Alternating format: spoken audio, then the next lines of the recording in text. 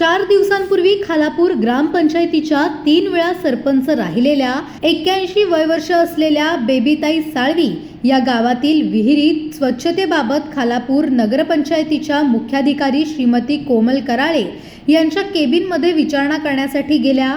त्यावेळेस मुख्याधिकारी कोमल कराळे यांनी अपमानास्पद वागणूक देत त्यांना केबिन बाहेर काढले असा आरोप बेबीताई यांनी केला। त्यानंतर संपूर्ण खालापूरमध्ये या घटनेची एकच चर्चा सुरू झाली। तशा बातम्याही वृत्तपत्रात आल्या व घडला प्रकार बेबीताई यांनी आमदार महेंद्र थोरवे यांनाही सांगितला। त्यानंतर आज आमदार महेंद्र थोरवे यांनी खालापूर नगरपंचायतीला भेट दिली। आमदार थोरवे यांनी या प्रकाराबाबत मुख्याधिकारी यांच्याशी चर्चा केली। तसेच बेबीताई यांनाही कार्यालयात बोलावून त्यांचेही म्हणणे ऐकले आणि नंतर आमदार महेंद्र थोरवे यांनी मुख्याधिकारी कोमल कराळे यांना चांगलेच झापल्याचे समजले असून माध्यमांशी बोलतानाही बेबीताई आम्हा शिवसैनिकांना आई समान आहेत, त्यांना कोणी चुकीचं बोलत असेल तर ते खपवून घेतलं जाणार नाही असा सज्जड दम ही आमदारांनी अप्रत्यक्षरित्या मुख्याधिकारी कोमल कराळे यांना दिलाय। खालापूर नगरपंचायत मध्ये 4 दिवसापूर्वी जो काही प्रकार बेबीताईंच्या बाबतीत घडलेला होता, बेबीताईंनी स्वतः मला कॉल करून या संदर्भात माहिती दिलेली होती आणि म्हणूनच नक्की परिस्थिती वस्तुस्थिती काय आहे हे समजून घेण्यासाठीच आज खालापूर नगरपंचायतला मी भेट दिलेली आहे। याच्यामध्ये शिवनशी चर्चा केली, बेबीताईंशी चर्चा केली। बेबीताई आपल्या सगळ्यांना माहिती आहे की खालापूरच्या या ग्रामपंचायतीच्या 3 वेळा सरपंच म्हणून राहिलेले आहेत आणि शिवसेनेचा एक ज्येष्ठ शिवसैनिक म्हणून आम्ही त्यांच्याकडे पाहतो। ज्या ज्या वेळेस खालापूरमध्ये येत असतो, बेबीताई जेव्हा समोर येतात त्यावेळेला आम्ही त्यांचे चरणस्पर्श करत असतो। अशा बेबीताई या सामाजिक समाजसेविका म्हणून गेली कित्येक वर्ष, कित्येक दशके या ठिकाणी शिवसेनेच्या माध्यमातून काम करत आहेत। त्यांच्या बाबतीत आम्हाला प्रचंड आदर आहे आणि म्हणून आज या ठिकाणी शिव मॅडम सुद्धा एक महिला भगिनी आहे आणि बेबीताई सुद्धा माझ्या ज्येष्ठ महिला भगिनी आहेत। आपापसात काय मतभेद त्या ठिकाणी झाले तर दोघांच्या संदर्भात ऐकून घेतलेलं आहे, बेबीताईंचंही समजून घेतलेलं आहे। शिव मॅडमनी सुद्धा याच्यावर विश्लेषण त्या ठिकाणी दिलेलं आहे। त्याच्यात संपूर्णपणे चौकशी करून माहिती घेऊन काय नक्की याच्यावर कारवाई करायची, काय ह्या संदर्भात काय निर्णय घ्यायचा तर लवकरात लवकर आम्ही त्या संदर्भात कळवू।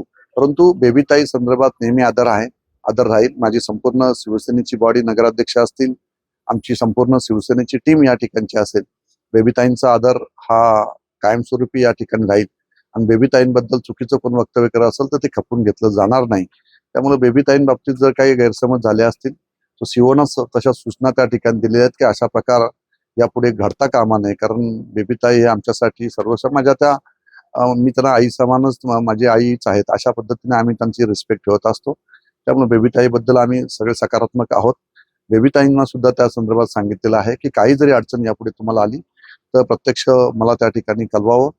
4 दिवसापूर्वी खालापूरच्या ज्येष्ठ शिवसैनिक असलेल्या, समाजसेवक असलेल्या, वय वर्ष 81 असलेल्या बेबीताई, ज्या की या खालापूर ग्रामपंचायतीच्या पूर्वीच्या 3 वेळा सरपंच राहिल्या होत्या, त्या या गावातील काही विहिरींच्या पाण्याचा प्रश्न घेऊन नगरपंचायतीमध्ये आल्यानंतर येथील जे मुख्याधिकारी आहेत त्यांच्याकडून त्यांना अपमानास्पद वागणूक देण्यात आली व त्यांना त्यांच्या कॅबिनमधून बाहेर काढण्यात आला, असा प्रकार घडला होता।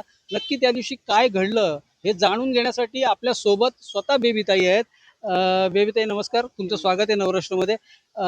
काय सांगाल, तुम्ही ज्या वेळेला पाणी प्रश्न घेऊन नगरपंचायतच्या कार्यालयात आला होता त्यावेळेला एकंदरीत असं समजतंय की आपल्याला अपमानास्पद वागणूक देण्यात आली सिओनकडून। नक्की काय विषय होता, घेऊन आला तुम्ही आणि काय नक्की सिओननी तुमच्या बाबतीत त्यावेळेला केलं? काय झालं, ज्या वेळेला मी आले नगरपंचायत तर माझ्याबरोबर इशिका शेलार म्हणून होत्या। त्या सोशल वर्कर म्हणजे आदिवासींचं काम करतात। तर त्या म्हणाल्या चला आपण दोघी बरोबर जाऊया, म्हणून आम्ही दोघी बरोबर गेलो। मी म्हटलं थांब मी पण येते, माझं पण विहिरीच्या संदर्भात काम आहे।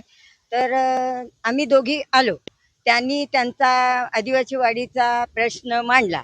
तो प्रश्न संपुष्टात झाल्यानंतर त्यांनी काय केलं, माझी ओळख करून दिली। त्यांना माहिती नाही की बाबा ह्या सीओना माहिती आहे की नाही असं। ती प्रथमच आल्या होत्या ह्या नगर परिषदमध्ये, कोण इशिका। तर तिने ओळख करून दिली। ओळख करून दिल्यानंतर त्या म्हणतात हो मी ओळखते त्यांना, आल्या होत्या ना मोर्चा घेऊन माझ्यावर धावत।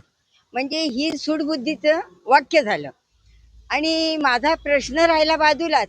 पण हे केलं त्याच्यावर मी थोडी हे झाले की आक्रमक की मॅडम तो मोर्चा मी आणलेला नसून माझ्या गावाचा होता, गावाचा प्रश्न होता तो, आणि गावासाठी मी त्या मोर्चात नेतृत्व करण्यासाठी आले होते.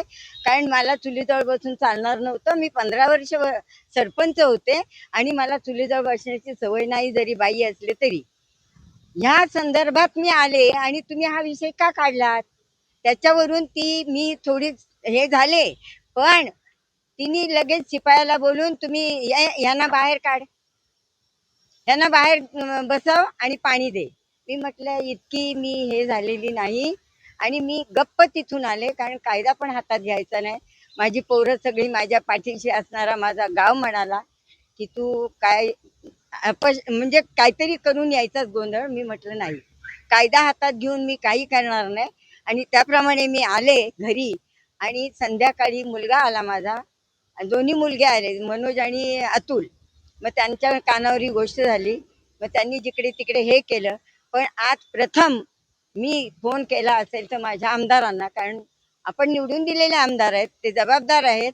आणि म्हणून मी त्यांच्याकडे हे केलं, निवेदन दिलं माझं की साहेब असं असं झालं आणि ते मला सहन झालेलं नाही. त्याच्यावर त्यांनी उत्तर दिलं तिला की तू तिचा अपमान केला नाही बेबी ताई म्हणून, त्या माझ्या आईचा केला, एवढं त्यांनी मला सांगितलं. पण आता आमदारांनी सुद्धा 8 दिवसाचा मला हे दिलेलं आहे अवधी.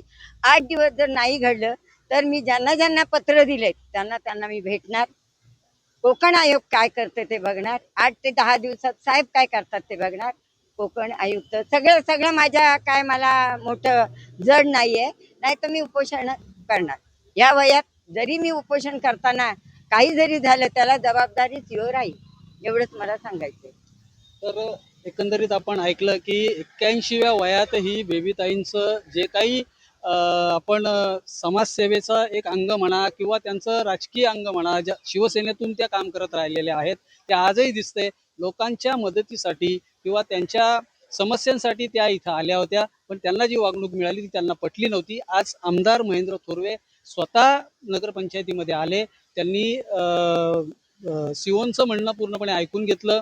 त्यानंतर बेबीताईंना देखील बोलवण्यात आलं, त्यांचंही म्हणणं ऐकून घेतलं आणि एकंदरीत सिओनला समज देऊन यापुढे असे कुठल्याही प्रकारे नागरिकांना अशी वागणूक देऊ नये अशा प्रकारचे आदेशही त्यांनी सिओनला दिलेत.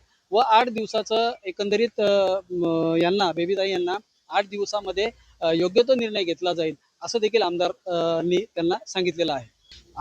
आमदारांनी ज्या मुख्याधिकारी आहेत श्रीमती कोमल कराळे यांच्याशी चर्चा केली. त्या दिवशी काय घडलं याबाबतची माहिती घेतली. त्यानंतर स्वतः बेबीताईंना देखील इथे बोलवलं आणि त्यांच्याशी चर्चा केली. दोघींशीही चर्चा करून सर्व नगरसेवकांची चर्चा केली आणि एकंदरीत यापुढे असं घडू नये अशा सूचना देऊन आमदार येथून गेले. बेबीताईंची त्यांनी समजूत काढली. त्यांना 8 दिवसाची मुदत दिलेली. 8 दिवसामध्ये योग्य ती कारवाई करू असं आश्वासन देखील त्यांनी त्यांना दिलं. याबाबत प्रशासनाची बाजू म्हणजे मुख्याधिकाऱ्यांची जी बाजू आहे ती ऐकण्यासाठी आपण त्यांना विनंती केली. खरं तर ज्या वेळेला बेबीताईंचा प्रतिक्रिया घेत होतो त्याच वेळेस मुख्याधिकारी ह्या जेवणासाठी म्हणून इथून निघून गेल्या. त्यांना ज्या वेळेला फोनवरती आपण संपर्क केला त्यावेळेला मी येते म्हणून सांगितलं. तब्बल 2 तास झाले. 2 तास आपण मुख्याधिकारी कोमल कराळे यांची इथं वाट पाहतोय. त्यांना मेसेज केले, त्यांना फोन करतोय, तर कुठल्याही प्रकारे त्या फोनला प्रतिसाद देत नाहीत. एकंदरीत यावरून असं वाटतंय की त्यांना या जे काही घडलेलं आहे या घटनेबाबत आपली बाजू त्यांना मांडायची नाही आहे.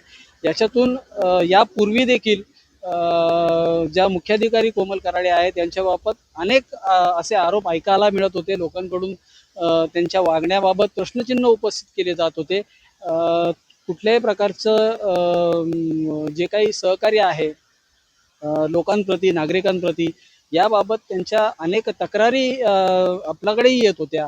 परंतु आज ते प्रत्यक्ष आपल्याला इथे अनुभवायला मिळाले की त्यांना विनंती करूनही 1:30 वाजता त्या गेल्या आणि आत्ता तब्बल 3:30 वाजलेले आहेत.